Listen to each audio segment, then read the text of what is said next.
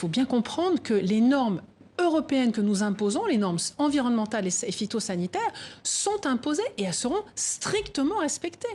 On a tous les inspecteurs mis en place, ça a d'ailleurs été vérifié, pour vérifier qu'on peut le contrôler. Donc je ne vois pas où est la crainte. En revanche, posons-nous la question dans l'autre sens, de savoir comment nos normes, qui elles sont beaucoup plus strictes que ce que le Canada produit, on le sait, la preuve, on les impose pour les produits qu'on importe chez nous. Nos normes, comment pourraient-elles être imposées au Canada? C'est le moment ou jamais de dire à nos agriculteurs, mais exporter, aller attaquer le marché canadien, montrer-leur leur savoir-faire, nos indications géographiques protégées, nos appellations d'origine contrôlée, toutes ces choses tellement françaises ou tellement européennes et qu'on peut imposer aux consommateurs canadiens. C'est le moment ou jamais. Alors le CETA en France, mais pas seulement.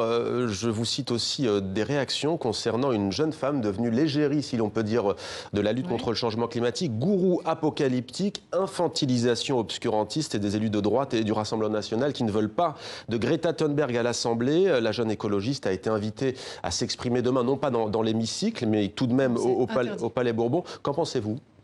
Alors, c'est une réunion qui avait été prévue de très longue date, puisque moi, je suis aussi dans le collectif Accélérons de Mathieu Orphelin, qui permet d'apprendre beaucoup de choses.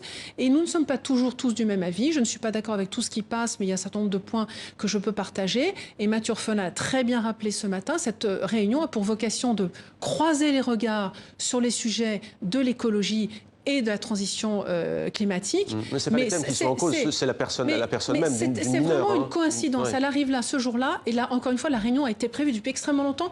Je crois que dans les boucles dans lesquelles Mathieu Orphelin se posait la question d'inviter Greta Thunberg, ça remonte à plusieurs mois. Donc vraiment, c'est un concours de calendrier. C'est absolument pas une provocation par rapport au CETA, à la signature, au vote pour le CETA demain. C'est un concours de circonstances. Maintenant que ce soit cette jeune fille qui vienne, avoir des gens qui nous poussent à réfléchir, pourquoi pas, elle plutôt qu'un autre, il faut rester avec une raison mesurée par rapport à ça. Il n'y a pas que Greta Thunberg, il y a beaucoup d'autres personnes qui parlent. De jeunes francophones de Belgique notamment, qui ont manifesté chaque semaine.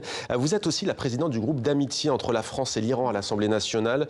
La chercheuse franco-iranienne de Sciences Po, Fariba Adelka, est toujours en détention quelque part à Téhéran. Est-ce que vous avez des nouvelles à son sujet? Non, j'ai absolument aucune nouvelle. Il faut laisser notre diplomatie française agir.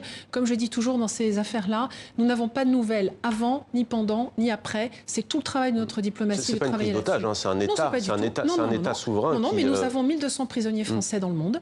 Et pour chacun de ces ressortissants, un travail est fait. Et le parlementaire que je suis n'a pas forcément à être informé de ça.